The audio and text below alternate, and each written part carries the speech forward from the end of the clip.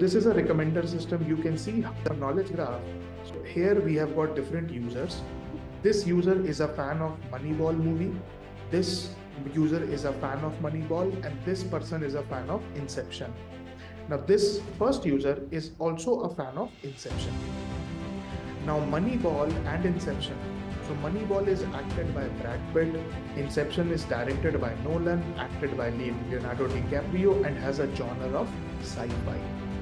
Now, if I want to recommend movies, you can very nicely understand that I need to focus on Moneyball, Brad Pitt, Nolan, these entities and the ages. And from here, I can very easily understand that these users are a fan of Brad Pitt or Leonardo DiCaprio. They are a fan of sci-fi genre, especially user 1 and user 3. And user 3 and user 1 are also going with the movie for Nolan.